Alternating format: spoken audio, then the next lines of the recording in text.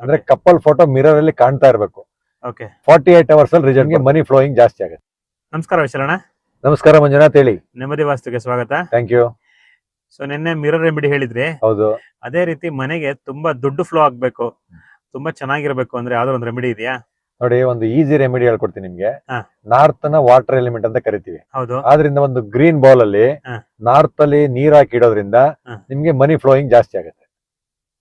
Green ಬೋಲ ಯಾಕೆ? ತಾಮ್ರದ ನೋಡಿ. ಬ್ರಾಸ್ ಏನಾಗಲ್ವಾ?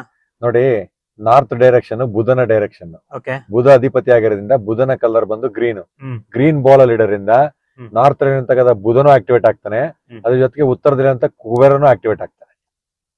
ಓಕೆ.